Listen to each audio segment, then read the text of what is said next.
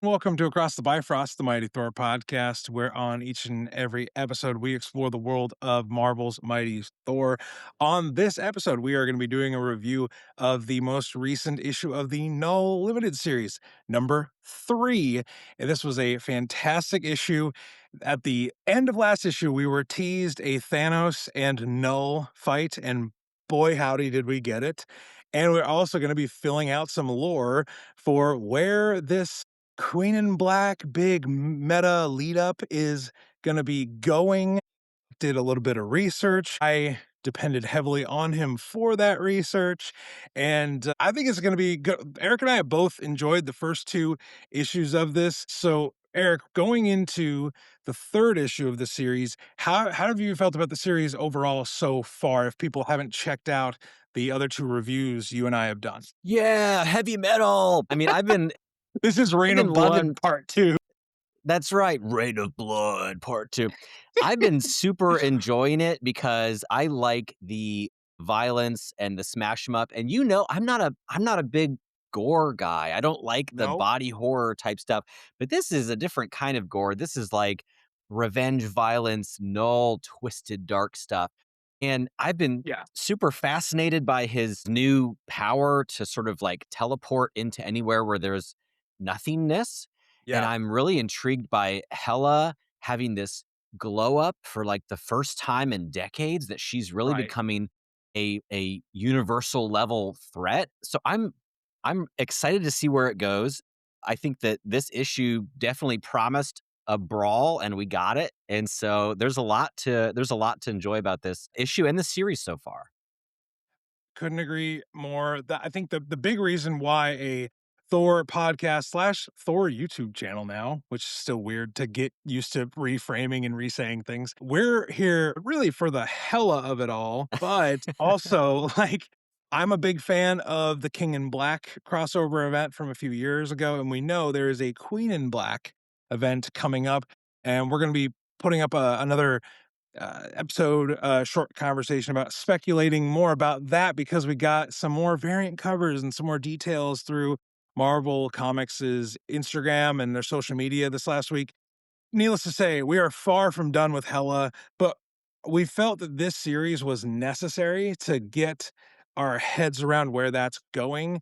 And like Eric said, we got a big fight and we got a bunch of little lore nuggets dropped here and there. And then, of course, as most Ewing issues of comics do, it ended on one of those like, okay, where, how, when, one of those things. But we are going to be spoiling the story for Knull issue number 3. So if you are wanting to check that out unspoiled, we would highly recommend you go check that out. Come back, maybe hear some of our thoughts after you have formed your own thoughts. But Eric, without further ado, we should jump into this because we've got some work to do.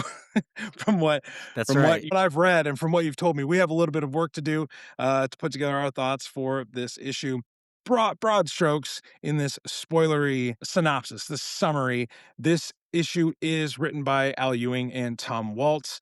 Juan and Ramirez puts in another great issue of work, doing what Eric said, adding the gore, the grossness, the messiness to these issues. Eric Archimegia does the colors. VC's Clayton Cowles does the letters, and it was another fantastic Ryan Stegman cover. So this book is being put together by a lot of an all-star cast, and we're really enjoying their work on this book. We start off where the last one left off, with Thanos. And Thanos is kind of recalling some of his more recent history with the Infinity Gems. We get a little bit of his philosophy with death. We know that death is a big theme of Thanos' comics in the past. So we come a little bit closer to current of what he thinks of death now. And then we get right into what Thanos thinks of Knull. And I'll just cut to the chase. He does not think much of him. He is not a big fan of the former King in Black, the former god of the symbiotes. This leads to a really brutal, really gross, especially bloody fight where the Outriders are kind of watching back Knull. kind of teases what's going to happen with the Outriders later on in the issue. And Thanos basically bullies Knull for a large portion of this fight. The all light spear is involved, but then Knull disappears. And like Eric mentioned at the beginning of this episode, he disappears into null space, the in between space, and then he reemerges inside of Thanos' chest cavity and bursts out. There's entrails, there's all, I don't even know what organs Mad Titan has, but if you wanted to know what they might be, you could look at some of these panels and you'd start to understand Null has defeated Thanos in the first half of this issue. He kills him. Thanos drops to the floor with his eyes all glazed back in his head, and he takes control of the Outriders. The Outriders now follow him, and he imbues them with the power of all light, and we get a little bit of a glow up for Null. We've been talking so much, Eric, about the glow up that Hela is getting, but Null is also getting one hell of a glow up. Here, he this golden, bright, shining armor, the armor that the God of Light had all the way back in Jason Aaron's run of Thor when we saw them for the first time. Very armor reminiscent of that. We then jump to Hela and Tyr as they continue their conquest throughout the stars, get a little bit more of the backstory being fleshed out of what Hela's true mission is and how Tyr factors into that. But we also see her rough up some aliens, rough up some spaceships, and we see her destruction kind of grow and grow and grow. The issue ends with Null reminiscing a little bit, going back to the good old days when Eddie Brock was the one thing, the one person that would really come against him. And guess what? Still holds a grudge against Eddie Brock. Above anything else, Eric, he hates Eddie Brock and can't stand him. We get some references to the King in Black series, which again, told you guys I'm a massive fan of. And then we end the issue with Null flying into a sun, into a star, and then it looks that he is on fire. He's kind of burning up in the atmosphere of the sun, but then he reemerges in a completely different world. This is he emerges in Earth. I believe it's 26466.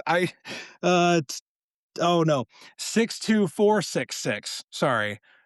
Apologies. But then he is face to face with Eddie Brock, the Illuminated. Now, Eric, I have a bunch of questions about Eddie Brock, the Illuminated. But first impressions, thoughts, and maybe something that listeners, viewers we need to tease and kind of pull out of this issue as we go throughout our thoughts. Well, listeners, remember that in the beginning of the issue, they're on the planet that is Gorr's homeworld. And that is, one of the massive Thor connections here. And Right. All Light, the spear, is the spear from that panel when it's Null's first appearance, where he's this like Black Knight character, and then there's this golden god, and they killed each other as they fell to the planet. And that's where Gorr found All Black originally. That is all like the context of this fight. And so when Null gets the golden armor, he is now basically this avatar of light, of this golden power of light, and gets the armor that comes with it. So that's incredibly cool because I love the Thor pieces of it, aside from just the fact that I love like I said, the violence, the fight. At one point I think, oh my gosh, there's this panel where it looks like Thanos is ripping Null's face off. I think he's just punching him in the face, but like Yeah, he it gets mentions gross. like, you have a face I can strike, and it kind of looks like, oh, did he just like rip the skin off his face because everything's all bloody? I love there's some really, in addition to the gore, there's some really poetic moments. I love this idea of from endless darkness, accursed burning light, from burning light, cold, merciless revenge. So it's just accursed burning light. That's such a Yeah. great embodiment for sort of where he's at right now. He's like, normally he would hate the light. that he's like, this Right. is my path to get revenge. So let's Yeah. go. Let's light powers activate. Like, let's check it out. I do yeah, I love that, like, that twisted mirroring of it's the one thing he should hate, but it's the one thing he knows he needs to get revenge on who he actually despises, the person that's actually taken his power. I do love that Knull kind of lives in a constant duality with a lot of different things. It's a really cool way that Al's written his character. Yeah.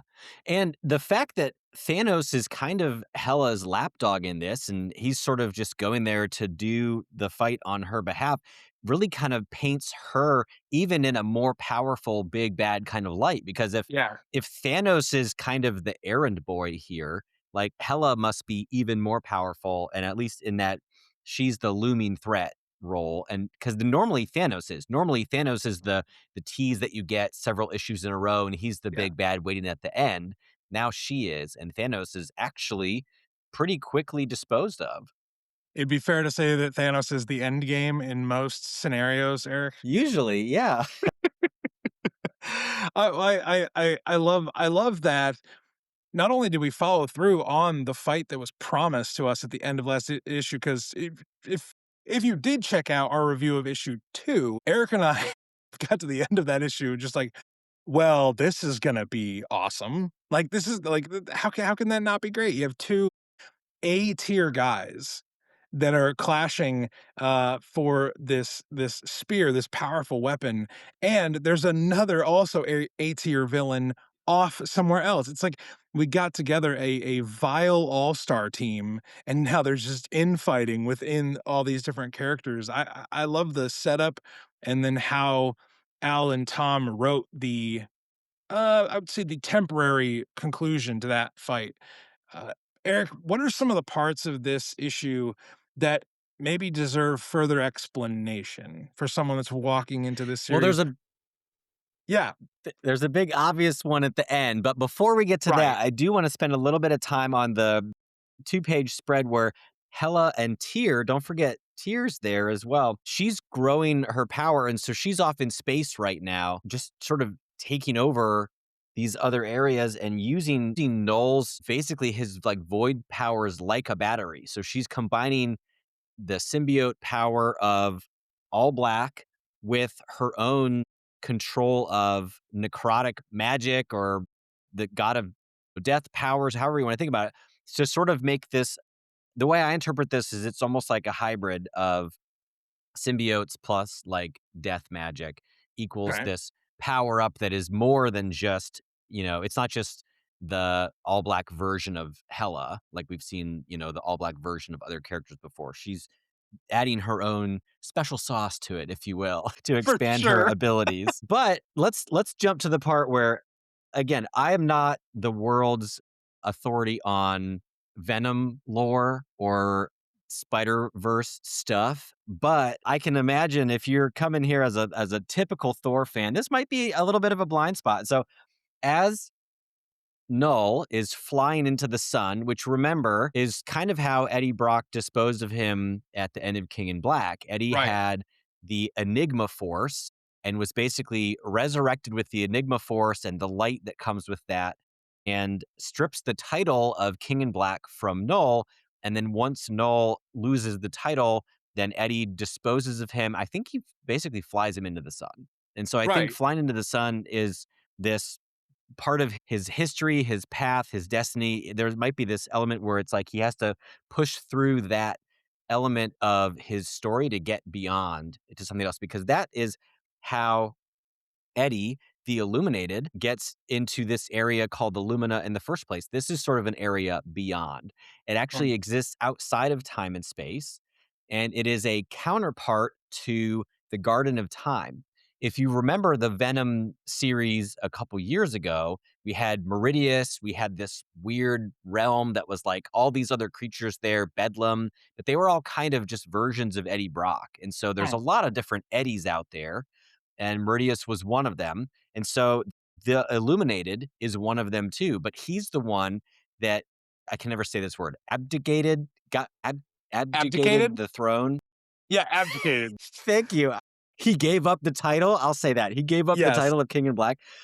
So of all the Eddies, if he gave up the title of King in Black, then he becomes this transcended version of the final of so there's this being called the eventuality, which is all roads of Eddie lead to that. And it's Okay. this like dark symbiote hand. And that's like the highest level of consciousness finality version of all the Eddies. And the illuminated is like the one version of Eddie that doesn't take that route. He's the Okay. one who abdicated, gave up the title of King in Black, and goes through the timeline, correcting mistakes and preserving this timeline of Eddies in the Okay. past. So he's almost like a paladin of the timeline of Eddies, and he's going to fix things. And he Okay. is sort of stuck in this light force dimension, is actually what it's called. The Lumina is the light force dimension. Doesn't seem to be any way related to the dark force dimension. Oh, So come it's not like the on. opposite of that. It's just called the light force It dimension. would have it would have Um, been so easy I to know. But this doesn't need to be any more complicated than it is. We don't need to bring the dark force dimension into this, but so we're in the light force dimension. He looks badass. He's like Oh, this white knight on a horse. yeah. He's basically, I think, like paladin is a great way to describe it because he is essentially elevated. He's like essentially holy. He's deific. It gets a little bit twisty because when you think about the symbiotes, you might think of things like codexes and Right. hive minds and things like that. If you extrapolate that out to its eventuality, you start to think about symbiotes in terms of just the abstract concept of knowledge itself or information itself. And so he's Right. really kind of like the embodiment of that. And that's where I get in over my eyeballs in Venom lore and I say, Well, "You know what? He's like a future good guy." yeah. Yeah. You're already if we're in a building, you're already 10 stories above where probably most people are. So Yeah. that's helpful in and of itself. I do love this reimagining of Eddie as I'm reminded of a line from Lord of the Rings where when Gandalf the White comes back, he and people think, well, you must be Saruman, the evil white wizard. He's like, I am Saruman, but more I am him as he should have been. So when Knull encounters this Eddie, it's like, you're Eddie. It's like, I'm what Eddie should have been. Going back and rewriting those wrongs. Very interested to see how Knull, now in the all light armor with the spear and the power of all these outriders with him. I'm interested to see how that clashes in the next issue. You Yeah. know what? That's not too far off. I mean, Okay. if Null is this is Null coming back to become like Saruman, and these two, white wizard versions of these characters are gonna face off in the Light Force dimension, and they're gonna have a wizard battle in their Sold. higher, elevated, enlightened versions of themselves, right? So it's very appropriate, I think. Consider issue Um, 4 already bought just on that speculation alone. I wanted to say I was gonna credit Al Ewing with all this nonsense because that's what I would assume Right. the person making all this stuff up. But actually, the first appearance of Eddie Brock, the Illuminated, and of this light force dimension called the Lumina was in a Infinity comic by Steve What? Orlando called Venom Original Sin Infinity comic. And Well, yes. there's a whole issue that just explains all this to you. And it's just like, wait, what? Why is That this just what it seems like a big deal? Why is this dropping in an Infinity comic? well, so what I love about that is it shows kind of the ignorance of me as a comic book fan. Like, deep, complicated, convoluted lore is not something I associate with Steve Orlando, but I kinda love that it's like, well, you know what? Shows you what I know. Like that's fantastic. And I'm assuming this was before Steve Orlando became pretty much the Scarlet Witch Wanda Maximoff writer. I love that Al is just like, hey, that thing that Steve had over there, I'm gonna use that to a big, huge, null level kind of intricacy and involvement. I love that. I mean, they must have been talking. I'm sure For sure. Venom's a big enough, IP to they probably had some kind of a retreat and they're like, what the hell are we doing with all this Venom stuff? And they probably get together and they're like, yeah, so like what's the more evolved version of that? What's it going to be like? When can we, dip our toe into this? So I Yeah. don't think somebody would just decide, "Oh no, you know what? Meridius was the ultimate version of Eddie, but we made one that's even more ultimate and then one that's Yeah. beyond that." So, Yeah, 'cause in comics, that's not uncommon where it's like, "This is the most powerful ancient power of all time. Aha, but until you go back even further." But it's yeah, like, this "Oh one is gosh." Like, at one point in Marvel Comics history, Galactus was the big bad, and he was the world-ending thing. And it was like, "Yeah, but now, like, the Fantastic Four kinda beat him every month or so." yeah. Within a given time. So I like that. I like that of like, yes, there is an all good, all pure version of Eddie that is going to go back through, and there's just no way he's going to get along with this Knull. They've got to scrap at some level in the next issue. But Eric, any other final thoughts about issue number 3, and we'll save kind of larger speculation for a separate video we're going to do about the Queen in Black event that is coming up in the summer. Well, so far we've seen, Hela is getting a power up, Knull is getting a power up. Both of these opposing forces are basically just on their own separate quests to get as much Yeah. power as they can, and then presumably are going to clash in the big summer event. So it's exciting to sort of get a peek behind the curtain of how are they explaining that this isn't just regular old Knull again versus regular old Hela? They're going through these parallel transformations. And I think it's fascinating because you know what? I think, I'm a big fan of creators taking big swings, right? Right. And so this is big. Like Knull, with the gold armor, Hela with the all black. I mean, they're already transforming the characters, and I think they're going to keep upping the stakes even further.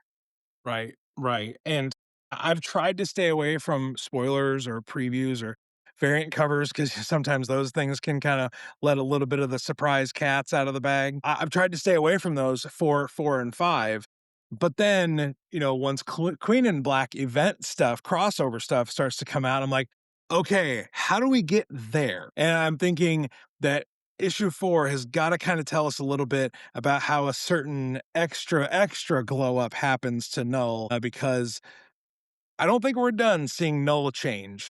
That that is not Yeah. something I think we're done with. Yeah, I hope everybody checking this out, listening to it, viewing this is excited for the rest of Knull. We have 2 more issues of that, and then we're gonna be jumping into the Queen in Black crossover event starting in July, I believe.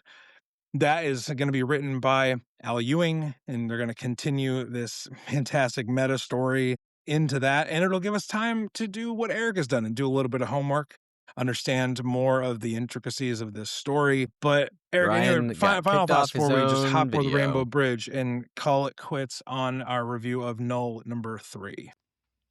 Okay, Eric. So we have digested Null number 3. Are there any other final thoughts you have before we head aboard the Bifrost and get out of here? I think I'm good. I think I'm thoroughly excited for where this mini series is going. It's taking a little bit more of a turn than I originally thought, but I'm on board for the ride. So let's go into the Light Force dimension. Why not?